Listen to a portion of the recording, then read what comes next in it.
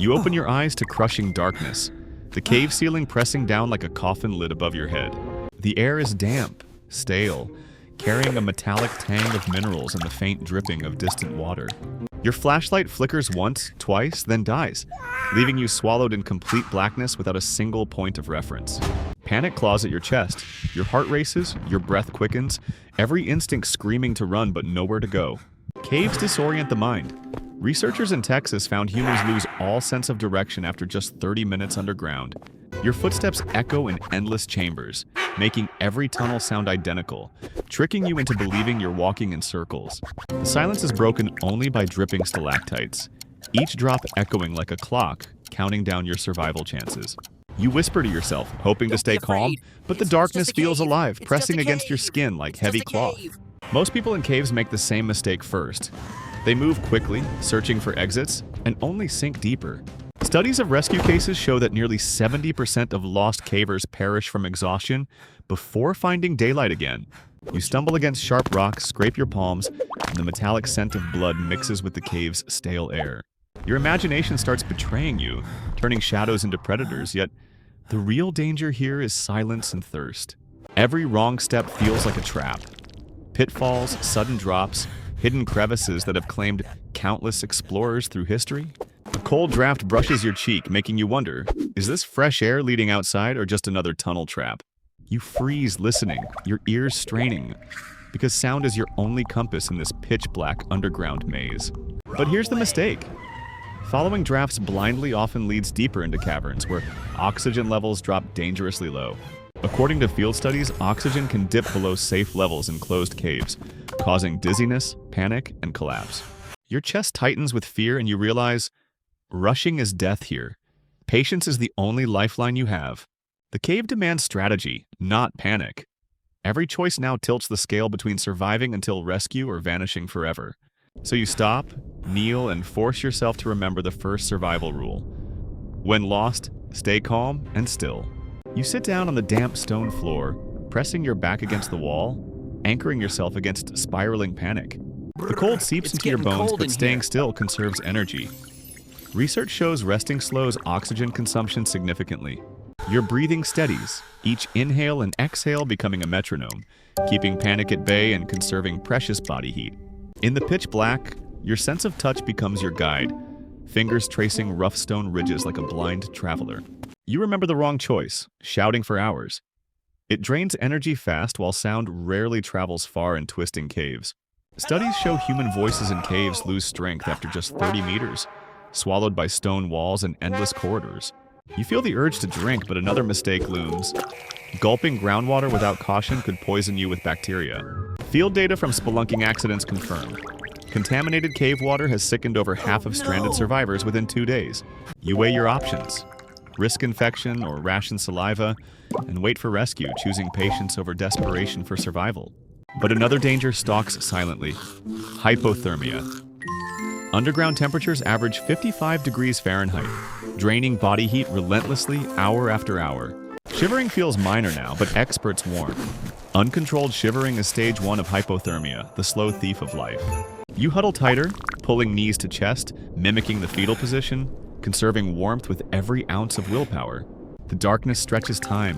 Minutes feel like hours, your mind wandering dangerously toward despair and irrational decisions. But here's the survival pivot. Rescuers say marking your space is vital. Stones stacked, scratches carved, anything leaves a trail. Long-term cave rescues prove simple signs improve odds dramatically, giving rescuers direction and keeping you anchored in reality. Still, your stomach growls, hunger gnawing. But science is clear, humans can survive 3 weeks without food, only 3 days without water. The real battle is dehydration, not starvation. So your eyes scan for dripping water you can safely collect. You place a cloth beneath slow drips, letting time work. Each drop a treasure bought with patience and hope. Every decision now echoes louder in your head. Wrong step means death. Right step buys you precious hours to live. Your eyes grow heavy, but you force yourself awake, knowing sleep in this cold cave could mean death. Every survival handbook warns, once hypothermia lulls you into drowsiness, unconsciousness follows and you may never wake. You slap your cheeks, rub your arms, and remind yourself. Movement generates heat, but wasted energy costs oxygen. So you compromise. Small muscle contractions, tensing and relaxing limbs, just enough to keep blood moving without overexertion. Meanwhile, your brain craves light, any light. Darkness disorients the circadian rhythm, pushing the mind toward hallucination. Researchers in France studied cave isolation. After 2 months, subjects lost all sense of time, thinking days were hours. But you must stay sharp. Rescue may take hours or even days, and you need clarity for every decision. Your ears suddenly catch a faint sound. Could it be water flowing or the echo of rescuers' distant voices? The wrong move now is chasing phantom noises, wandering deeper, burning hope and calories chasing illusions in stone. Instead, you repeat your anchor. Stay calm, stay put, leave signs. Rescuers search systematically, starting from known entry points. A memory flashes. I'll tell someone. Before entering, you mentioned your trip to a friend. That detail alone might save your life. Search and rescue data shows nearly 80% of cave survivors were found because someone reported them missing early. Hours dragged by, stomach cramping, lips dry. But you remind yourself, patience is strength, panic is a predator. You keep stacking pebbles into a small cairn, a beacon of sanity, proof you're still fighting for life. The air feels heavier now, making each breath harder, reminding you how oxygen shifts dangerously in enclosed chambers. You lower your head near the floor. Air can be fresher closer to the ground, another trick explorers confirm. Each decision feels smaller yet sharper. Conserve water, conserve heat, conserve breath. Everything else can wait until rescue comes.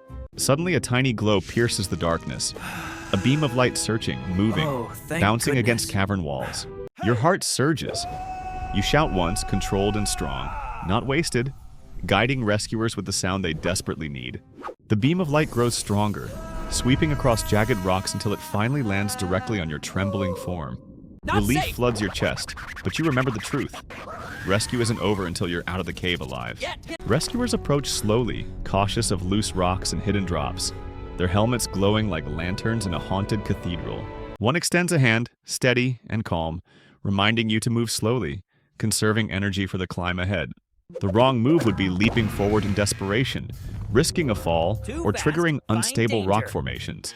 Field reports show nearly 15% of cave rescues end in secondary accidents caused by panicked survivors rushing out. You let them secure you with rope and harness, every knot and clip reinforcing the fragile line to safety. Step by step, you rise guided by professionals who know every hazard, every deceptive turn carved by water. The climb feels endless, but the faint scent of fresh air creeps into your lungs, sweet and intoxicating. Your legs shake, arms weak, yet adrenaline drives you upward, following the glimmers of daylight slicing through stone. Then suddenly, you emerge. The cave mouth yawns open, sunlight blinding, birdsong returning like a forgotten melody of life. You collapse onto grass, damp earth beneath your fingers, air crisp and alive, a brutal contrast to the tomb below. Every mistake avoided kept you alive, moving too soon, drinking recklessly, shouting blindly, all paths leading only to death.